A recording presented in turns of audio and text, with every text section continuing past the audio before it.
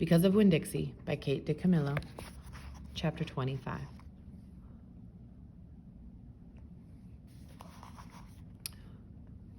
We heard the music before we even got to Gloria Dump's house. We heard it almost a block away. It was guitar playing and singing and clapping. "I wonder what's going on," my father said. We walked up Gloria's sidewalk and around back through her yard and into her kitchen. What we saw was Otis playing his guitar and Miss Franny and Gloria sitting there smiling and singing and Gloria holding Sweetie Pie in her lap. Amanda and Dunlop and Stevie were sitting on the kitchen floor, clapping along and having the best possible time. Even Amanda was smiling. I couldn't believe they were so happy when Winn-Dixie was missing. "We didn't find him," I shouted at them.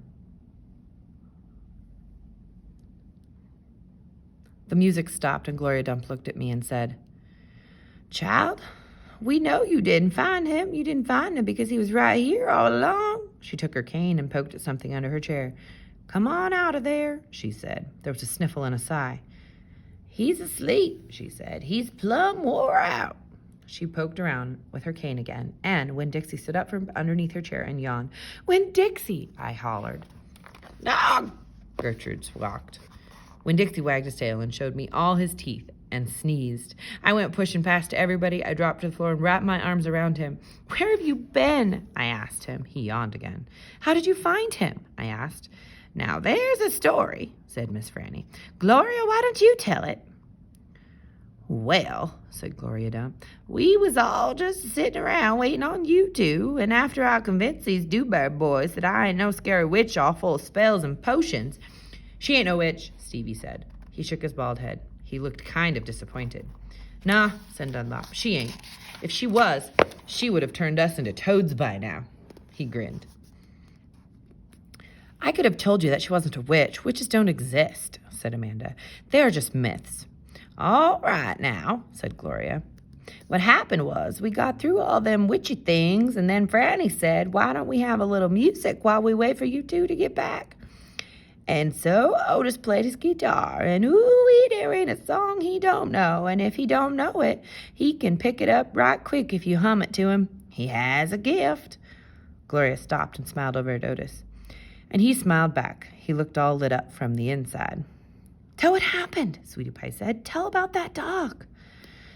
"So," said Gloria, "Franny and me, we started thinking about all these songs we knew from when we was girls. We got Otis to play them, and we started singing them, teaching the words to these children." "And then somebody sneezed," Sweetie Pie shouted. "That's right," said Gloria. "Somebody sneezed, and it wasn't none of us, so we looked around wondering who did, thinking that maybe we got us a burglar in the house. We looked around, and we didn't see nothing, so we started into singing again, and sure enough, there was another big achoo. Sounded like it was coming from my bedroom. So I sent Otis in there. I said, 'Otis, go on in there and see who is sneezing.' So Otis went, and do you know what he found?" I shook my head. "Winn-Dixie!" shouted Sweetie Pie. "That dog of yours was all hid underneath my bed, squeezed under there like the world was about to end. But he was smiling like a fool every time he heard Otis play the guitar, smiling so hard he sneezed." My daddy laughed. "It is true," Miss Franny said. "It's the truth," said Stevie. Dunlop nodded and smiled right at me. "So," Gloria Dump said, "Otis played his guitar right to that dog, and a little bit at a time Winn-Dixie came creeping out from underneath the bed." "He was covered in dust," said Amanda. "He looked like a ghost," said Dunlop. "Yeah," said Sweetie Pie, "just like a ghost." "Mm-hmm," said Gloria. "Looked just like a ghost. Anyway, the storm stopped after a while, and your dog settled in under my chair and fell asleep. And that's where he's been ever since, just waiting on you to come back and find him." "Winn-Dixie," I said. I hugged him so tight he wheezed. "We were out there whistling and calling for you, and you were right here all along. Thank you," I said to everybody. "Well," said Gloria Dump, "we didn't do nothing. We just sat here and waited and sang some songs. We all got to be good friends. Now, the punch ain't nothing but water, and the egg salads ham just got tore up by the rain. You got to eat them with the spoon if you want egg salad, but we got pickles to eat and litmus lozenges, and we still got a party going on." My daddy pulled out a kitchen chair and sat down. "Otis," he said, "do you know any hymns?" "I know some," said Otis. "You hum it," said Miss Franny, nodding her head, "and he can play it."